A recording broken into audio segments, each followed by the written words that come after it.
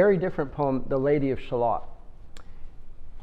And what we're going to note here is, just like the first poem, Ulysses, where many different themes have been brought to bear and a connection with many of the ancient myths, even going back to Homer, but also picking up the theme of the seafarer and the traveling overseas motif. But this one's much more important for British identity and sensibility, this poem.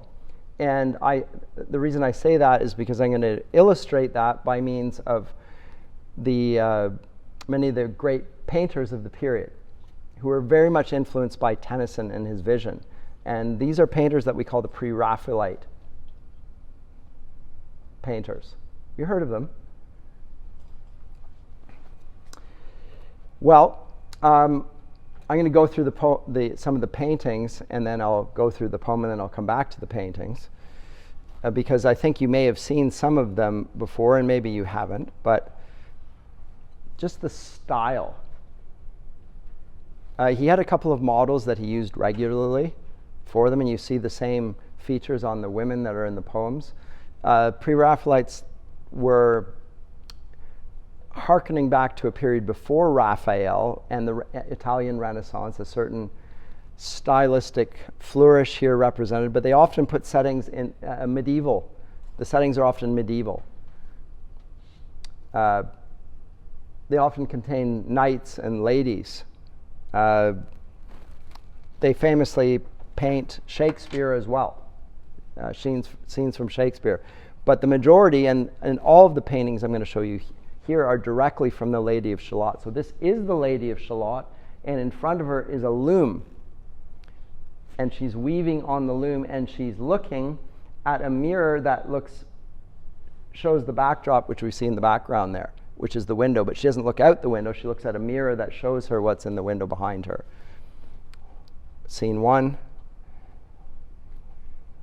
This is Sir Lancelot, which she sees in the mirror here. Here's the loom. She was seated at the loom. She gets up from the loom where she sees Sir Lancelot. She turns away from the mirror and walks towards him to look out. This is her looking out. And the mirror has not yet cracked. It will crack. And then she'll look out the window like this. Get a little closer look. See, again, you see the triptych type thing here in the background. Look out. She'll eventually get into a ship, which is titled The Lady of Shalott, and she has the pictured loom that has flown out the window. It's now with her, alongside her. She looks like she's in deep distress and mourning at this point. Falls down into the river and dies like Ophelia, drowning, if you know from Hamlet. And eventually they drag her out of the water, and here we have Lancelot in his shining armor, sees her for the first time. Anyway, let me read the poem, and then I'm going to come back to the paintings. And if we have a little time, I'll play a little music as well based on it. Lady of Shalott by Alfred Lord Tennyson, same rough period, 1840s. One of the things that I want you to note about the verse, just to draw your attention to it, is the strongly melodic and repetitive nature of the verse. A great deal of rhyme. It's meant to be a song, and it's easily put to song, and I'll demonstrate that by playing a song at the end if we have time to do it. It revolves around two places. One of them is Shalott, wherever Shalott is. Nobody's ever heard of Shalott till Tennyson writes on Shalott. But the other is Camelot, which people have heard of. Camelot being the legendary capital of Logres, which is where King Arthur and the Knights of the Round Table reside. That's at Camelot. And it's a place where the perfect Christian kingdom was said to reside. The Knights of the Round Table all sitting around. There's no sense of hierarchy there. The king is the prince, the first among equals. but there's a sense of commitment. Their swords are pointing in the middle, and there's a sense of shared commitment to the same ideal, and the ideal is to live like Christ. All of them, collectively. And Camelot is the center of the poet, and Shalott is a counterbalance to it. It's the real world place. Camelot is the imaginary, idealized place. So with all that, note Camelot and Shalott and what happens to those two words as well in the reading of the poem. I'll read it throughout, and I'll try not to interrupt myself, despite my bad habits. So on either side the river lie long fields of barley and of rye that clothe the wold and meet the sky, and through the field the road runs by to many towered Camelot. And up and down the people go, gazing where the lilies blow, round an island there below, the island of Shalott. Willows whiten, aspens quiver, little breezes dusk and shiver, through the wave that runs forever, by the island in the river, flowing down to Camelot. 4 grey walls and 4 grey towers overlook a space of flowers, and the silent isle embowers the Lady of Shalott. By the margin, willow veiled, slide the heavy barges trailed, by slow horses, and unhailed the shallop flitteth silken sailed, skimming down to Camelot. But who hath seen her wave her hand, or at the casement seen her stand? Casement's a window. Or is she known in all the land, the Lady of Shalott? Only reapers, reaping early in among the bearded barley, hear a song that echoes cheerly from the river winding clearly down to towered Camelot. And by the moon the reaper weary, piling sheaves in uplands airy, listening whispers, 'tis the fairy Lady of Shalott.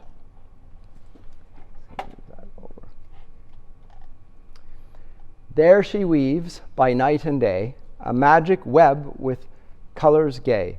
She has heard a whisper say, a curse is on her if she stay to look down to Camelot. She knows not what the curse may be, and so she weaveth steadily, and little other care hath she, the Lady of Shalott. And moving through a mirror clear that hangs down before her all the year, shadows of the world appear. There she sees the highway near, winding down to Camelot. There the river eddy whirls, and there the surly village churls, and the red cloaks of market girls pass onward from Shalott. Sometimes a troop of damsels glad, an abbot on an ambling pad, sometimes a curly shepherd lad, or long-haired page in crimson clad, goes by to towered Camelot. And sometimes through the mirror blue the knights come riding 2 and 2. She hath no loyal knight and true, the Lady of Shalott. But in her web she still delights to weave the mirror's magic sights. For often through the silent nights a funeral with plumes and lights and music went to Camelot. Or when the moon was overhead came 2 young lovers lately wed. I am half sick of shadows, said the Lady of Shalott. A bow shot from her bower eaves, he rode between the barley sheaves. The sun came dazzling through the leaves, and flamed upon the brazen greaves of bold Sir Lancelot. A red-crossed knight forever kneeled to a lady in his shield, that sparkled on the yellow field, besides remote Shalott.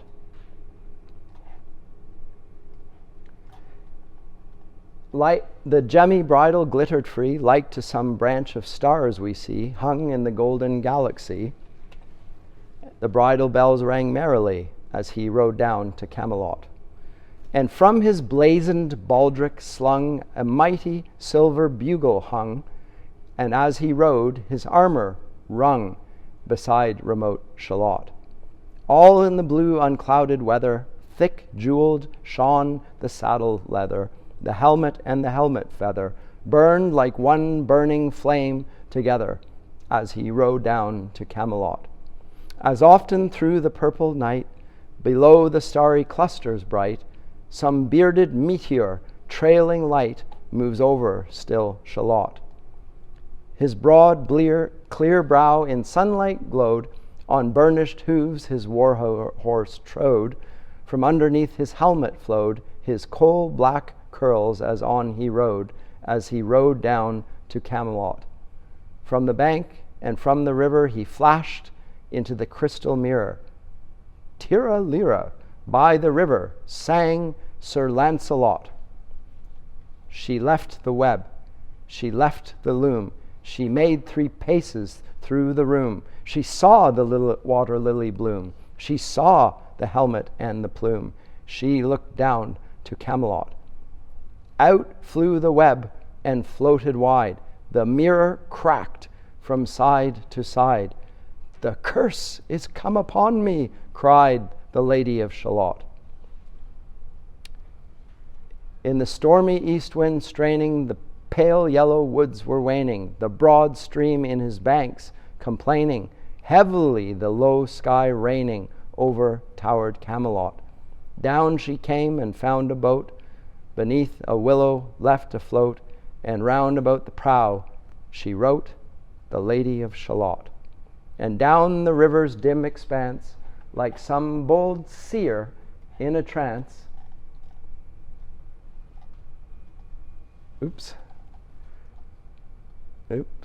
seeing all his own mischance, with a glassy countenance did she look to Camelot.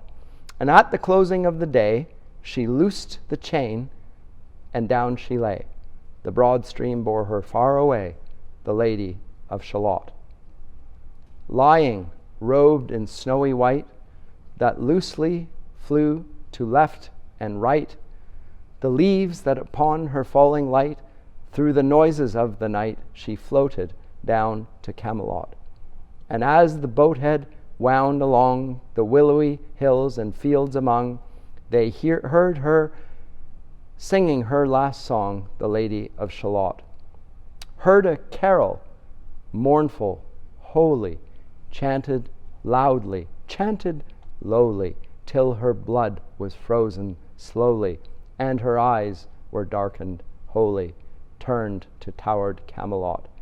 For ere she reached upon the tide the first house by the waterside, singing in her song, she died, the Lady of Shalott. Under tower and balcony, by garden wall and gallery, a gleaming shape she floated by, a course between the houses high, silent into Camelot. Out upon the wharfs they came, knight and burgher, lord and dame, and round the prow they read her name, the Lady of Shalott. Who is this, and what is here? And in the lighted palace near died the sound of royal cheer, and they crossed themselves for fear, all the knights at Camelot. But Lancelot mused a little space. He said, she has a lovely face. God in his mercy lend her grace, the Lady of Shalott.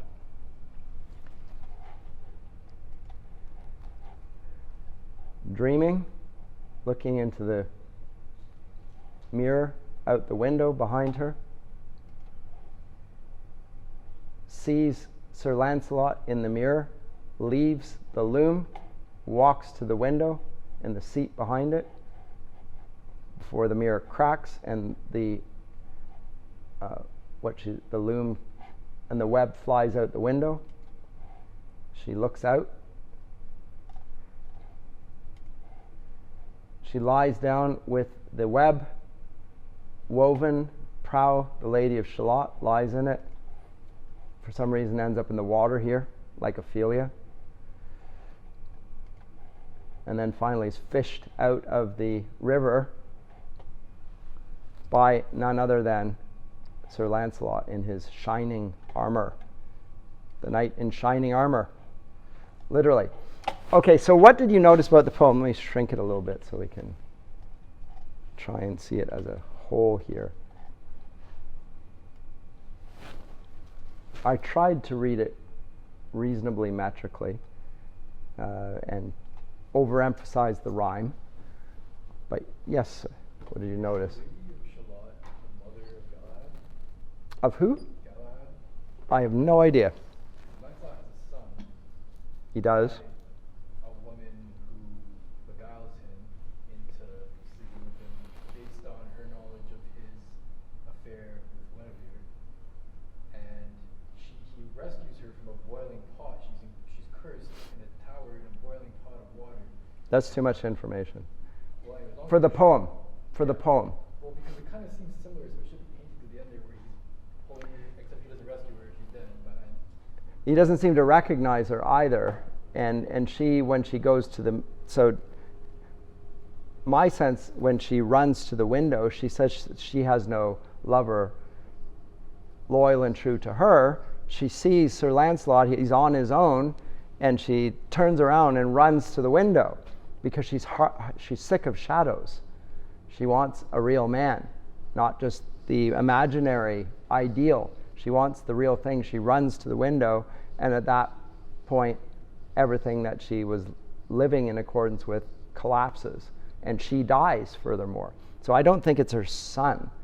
No, Galahad. I think she's the mother of Galahad. From Lancelot? Yes. Yeah. Okay. In the Arthurian legends. It's not important for the poem, but possibly.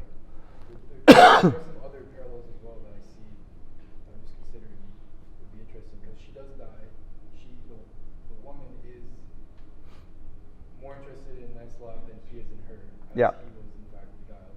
Yep. And There's a lot of weird stuff that happens in the Arthurian legends. Yeah. he's like the only one that saves her because other people Yeah. tried to save her, but he couldn't. Yeah, it's strange now. And he makes it more as an unrequited love story, because I'll get to this in a minute, but he doesn't even seem to see her.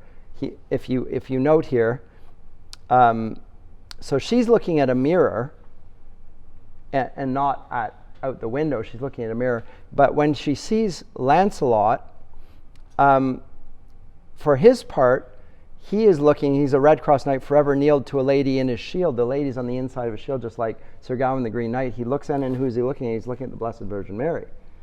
That's all he's looking at. He's looking at that. He's not looking at her. He doesn't see her before now. He's not facing her. It's not they meet, their eyes meet. She's looking down on him and he looking up her. It's not Romeo and Juliet. It's that he's looking at this portrait of an ideal woman, the virgin in his shield. She sees him. She dies because her love has been unrequited. That's the sense of the poem. Did you would comment, or was that more or less in your direction as well? Sorry, or you've forgotten by now? No, I was going to say that I just realized that it was very obvious that rhyme is something that's regular, so there was a lot of rhyme. Oh, hugely regular. As regular as can be for a rhyme scheme. And because of that, it has an enchanted quality. It's very artful, intensely so, deliberately so, obviously, and it has an effect. And the effect is to make it like a fairy tale, right? When you have something that's so strongly cadenced and rhymed and structured, it has an unreal quality about it. And note that love songs often are heavily repetitive like this, because there's something about it. It's meant to convey a feeling, a strong feeling that's unbroken by thought. You're not supposed to think about it too much. And there's something beautiful and orderly. The rhyme suggests order and harmony in the picture. Yes? Wouldn't it could also be argued that the rhymes to like also emphasize on Lady of Shalott like itself, because it breaks every single time, like when it goes Lady of Shalott, or then the other one of the, I think it's the five stems, because like for example, for heaps, shapes, like any paragraph that you see, like glad, like day, clear, year, appear, near, and then Camelot. You know, how breaking that, like not following completely the rhyme, like breaking that to like my sense would be like to emphasize that goes by Tower of Camelot and then the Lady of Shalott. Like trying Well, to even so, the 5th line and the 9th line are heavily repetitive, and the lines 1 to 4 and 6 to 8 are also blue to true, glad, pad, lad, clad, all rhymed, right?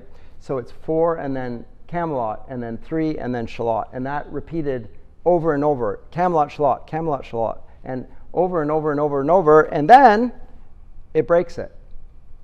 And how does it break? Well, it breaks when this guy comes on. Camelot now has a representative. His name is Sir Lancelot. Now his name still rhymes, but now we don't have an ideal place, we have an ideal man. And the idealized man is very appealing to her in a way that the idealized kingdom is not. Because she's longing for a man. She's up in her tower. She's living in a world of fabricated reality. She's literally fabricating things. By the way, what's she doing? She's weaving a web. What do we think about weaving webs? And is there a precedent for weaving webs in the literature that we've read this year? And what was the connotations of it? Yes? Odysseus' wife Penelope. And what did she do with her web? By the way, what did she do with her web? She unravels it and then continues. She weaves it by day and unweaves it by night. And in so doing, what does she do? What's the purpose of this? It's a very strange thing to do. Is she a perfectionist? Sure. To delay the time in which she has to marry the suitors. Correct. Because she says, when I complete this web, she didn't call it a web, but when I complete this, it's a shroud for my father-in-law. Because he's old and he's going to die and I want to treat him with respect. I'm weaving this for him. And when I finish this, I'll marry one of you suitors. And it goes on for 3 years. And they've been drinking so much that I guess they don't notice that, boy, she's really slow and she's not making a lot of progress here. Okay, but it's a symbol of deceit.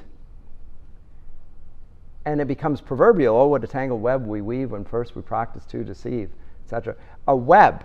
She's weaving a web. Now, the word textum in Latin is something woven. The verb from which we get a text, like we talk about texts, is from the Latin for textum, which means something woven. It reflects the way in which texts were written on something woven initially. Like that was the fabric. It wasn't paper. It's papyrus and so forth. You would have interlocked, interwoven strands, just like the web here. And behind that still further, and I hope I'm not stretching things too far, I don't think I am, there's a connection between fiction and reality, and fiction being connected with deceit. And who was the one again in the literature that we've dealt with on this course that charged the poets with,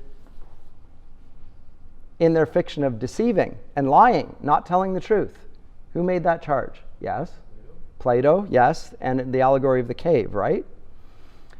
And in the allegory of the cave, the people were chained looking at the wall, looking at what they believed was the real world, which was only, in fact, a play of shadows. And behind them, there was a pageant going on, and they would throw, because of the light of the fire that was behind them, would throw shadows on the wall, and those in the cave looked at the wall and thought they saw real reality, but it was only shadows. It was just a fiction. It was a figment of their imaginations. They were imagining it was so. And then the philosopher or somebody comes along and drags one of them out of the cave into the light and sees things outside of the cave. Now, Lady of Shalott, I would submit to you, you can think of it this way, in her tower, not looking out into the world as it is trapped in a sort of a cave of her own imagination. She's imagining the way things are, but they aren't really that way. And she's creating a beautiful reality that she is fabricating in the textum, the web that she's weaving in front of her. And she's, again, looking through a mirror, and at a remove from that reality is conveyed to her by the means of that mirror. but she can't, like the mirror is here and the reality is behind her. She never sees it directly. She's like one of the poets. It's a work of fiction. Okay, and she is becoming increasingly disenchanted by this fiction. It reflects, I would submit to you further, Tennyson's view of the Christian faith. It is a pleasing fiction, but it is only a fiction. It's not the reality. I can't live in this fiction. As beautiful as it is, I can't live in this fiction any longer. It isn't the real thing. Science and nature is being demonstrated, shown to me by the scientists. They show it the way it really is, and I can't think of things the way I once did, etc. And as a result of that, he wants to look out the window, and indeed does look out the window. It's a reflection of the era as much as anything. So the lady here, who's now blonde, it's not the same painter, suddenly dyed her hair blonde, said, oh my goodness, I think Lancelot loves blondes, and so I'm going to dip my hair in peroxide and look out the window. She goes to the window to see him, and in the process abandons the fictional reality of what love was like, which she was portraying here. And then, but there's a consequence for her. She leaves her old life, and she dies in the process. I think that's what's going on in the poem. So I think it's a veiled illusion, and it's maybe a bit too veiled. You may think I'm pushing it a little bit too far, but I think it's there. The sense that she and the reference to shadows is probably an illustration of this. I'm half sick of shadows. And what are the shadows? She's looking in the mirror. Those aren't shadows, but she now is coming to a realization that it is shadows even before she sees Sir Lancelot. And then when she sees Lancelot, that's it for him, for her rather. She's gone from this. And note again, it goes back to the refrain of Camelot, Shalott, Camelot, Shalott, Camelot, Shalott. No, sorry, Camelot and in Shalott sang Sir Lancelot. At first he was in the place of Camelot. Now he's in the place of Shalott, and he's singing. So he's moved even closer to her. He moves from a representative of the idealized city to being right in the midst of her ears. She imagines him singing. I don't know what tiralire means. I have no idea. Somebody will look it up on Google and tell me what it means, and I don't care, actually. It's not the point. Yes?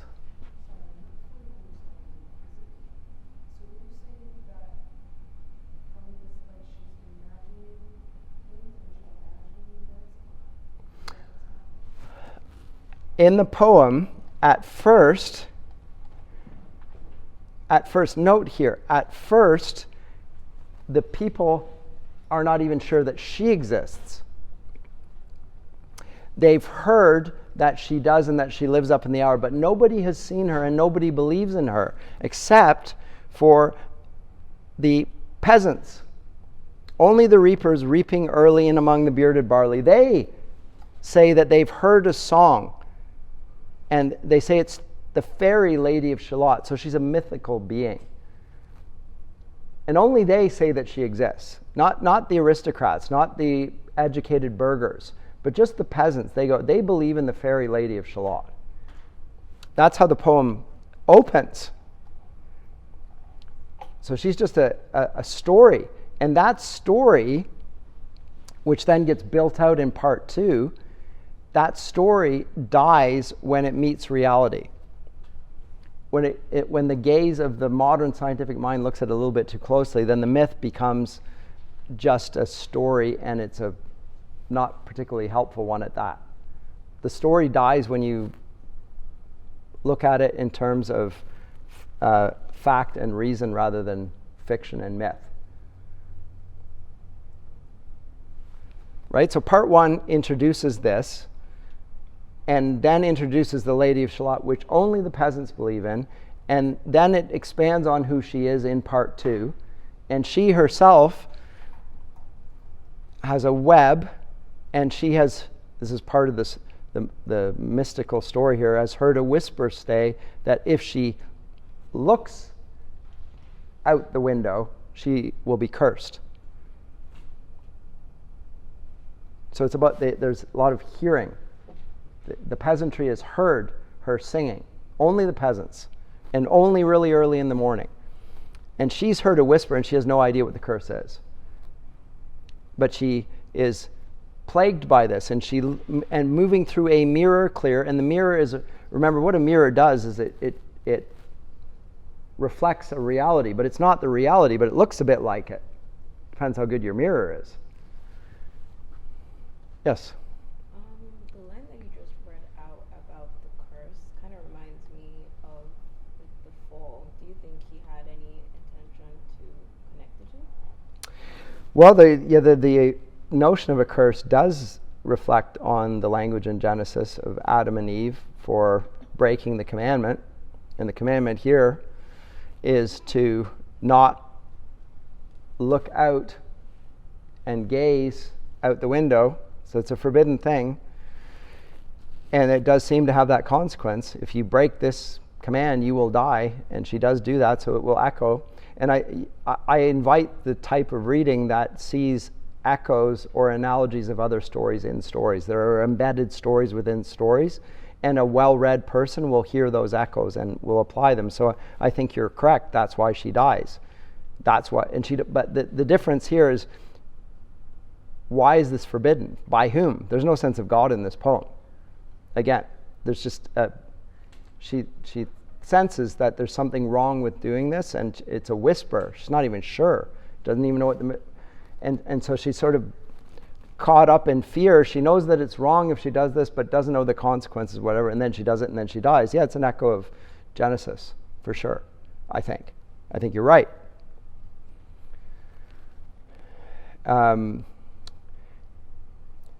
she sees this whole array of characters, but it is called a web, and the web weaves the mirror's magic sights. Now that is what Plato describes as what artists do when they write fiction. They, first of all, don't look directly at reality. They imitate it. Mimesis. It's like looking through a mirror.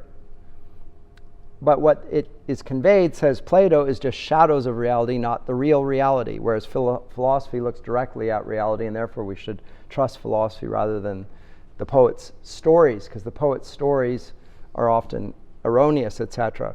I think all of those texts are in the background of this text and need to be brought to bear to read it rightly. But when she, in her mirror, sees with the moon overhead two young lovers, you can see that she's getting disenchanted. And this is before she sees Lancelot.